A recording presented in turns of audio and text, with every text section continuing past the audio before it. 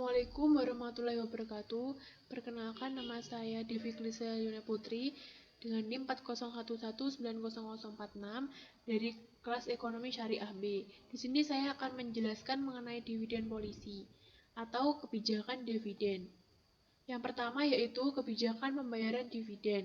Kebijakan dividen adalah keputusan mengenai apakah sebuah laba yang diperoleh perusahaan akan dibagikan kepada pemegang saham sebagai dividen atau akan ditahan dalam bentuk laba ditahan guna pembiayaan investasi di masa yang akan datang. Besarnya dividen yang dibagikan kepada pemegang saham ditentukan oleh persentase dividen payout ratio atau perbandingan antara dividen yang dibayarkan dengan laba bersih. Semakin tinggi dividen payout ratio akan menguntungkan bagi investor pemegang saham. Sebaliknya akan memperlemah internal finansial perusahaan. Besar kecilnya dividen payout ratio dipengaruhi oleh yang pertama ada likuiditas dari perusahaan yang bersangkutan, yang kedua keperluan dana melunasi hutang, yang ketiga tingkat investasi yang direncanakan, yang keempat pengawasan, dan yang kelima ketentuan dari pemerintah. Kebijakan pembayaran dividen itu ada 3. Yang pertama yaitu stabil dividen policy. Pembayaran dividen selalu tetap, stabil turun atau stabil naik meskipun net income berfluktuatif. Yang kedua, fluktuasi dividen policy. Pembayaran dividen berdasarkan keuntungan perusahaan di akhir periode. Apabila keuntungan perusahaan meningkat, maka pembayaran dividen juga meningkat. Sebaliknya, apabila keuntungan perusahaan menurun, maka pembayaran dividen juga ikut turun. Yang ketiga, kombinasi stabil dan fluktuasi dividen policy. Besarnya dividen yang dibayar, sebagian dibayar tetap dan sebagian lagi dibayar bersifat proporsional dengan tingkat keuntungan yang dicapai oleh perusahaan. Selanjutnya ada stok dividen. Stok dividen adalah pembayaran dividen dengan menggunakan saham, tidak dengan uang tunai.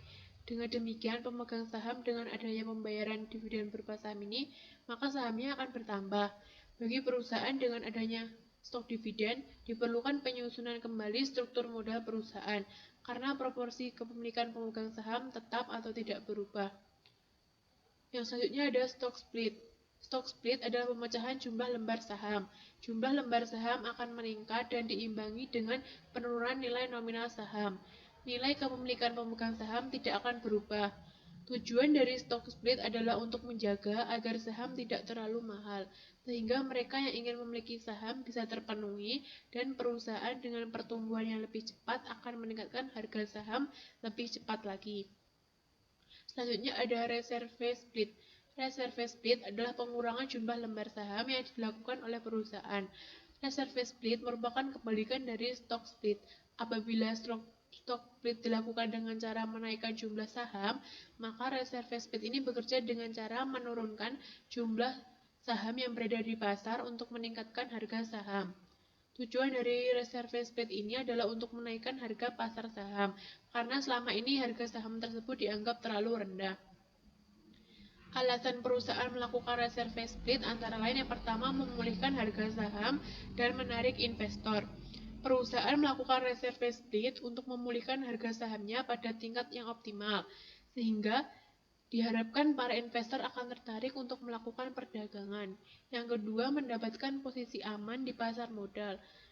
Reserve split sering dilakukan sebagai upaya penyelamatan agar harga sahamnya tidak terlalu rendah, sehingga mendapat posisi aman di bursa efek besar. Yang ketiga, mengurangi jumlah pemegang saham. Dengan mengurangi jumlah pemegang saham, perusahaan dapat lebih mudah dalam mengatur pemegang saham. Jadi, dengan sedikit pemegang saham, perusahaan dapat lebih mudah menentukan regulasi yang dikehendaki. Contoh dari reserve split, perusahaan memiliki sejumlah saham sebelum reserve split banyak 1000 lembar saham, per lembar 1000, nominalnya 1 juta. Setelah terjadi reserve split menjadi 500 lembar saham, per lembarnya 2000, nominalnya tetap sama, yaitu 1 juta. Contoh di atas dapat dikatakan 1-to-2 reserve split, artinya untuk tiap 1 lembar saham baru akan ditukar dengan 2 saham lama. Selanjutnya ada repurchase of stock. Repurchase of stock adalah suatu kegiatan di mana perusahaan melakukan pembelian kembali saham yang sudah beredar di pasar bursa, sehingga jumlah lembar saham yang beredar akan berkurang. Di samping itu, pembagian laba perusahaan akan lebih banyak dimiliki oleh perusahaan. Repurchase of stock dilakukan untuk motif investasi karena perusahaan memiliki kelebihan kas dan tidak memiliki peluang investasi menguntungkan lainnya. Metode yang dapat digunakan perusahaan dalam proses membeli sahamnya kembali antara lain yang pertama, tender offer. Perusahaan mengumumkan kepada pemegang saham bahwa perusahaan akan membeli kembali beberapa lembar sahamnya pada harga dan periode tertentu yang sudah ditetapkan. Pembelian kembali ini dapat menaikkan kembali harga saham. Yang kedua, open market repurchase.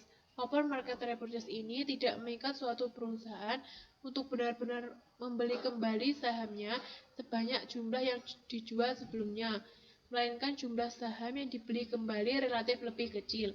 Pembelian kembali saham ini melalui pialang dengan pembayaran komisi pada tingkat normal dan pembelian pada harga pasar.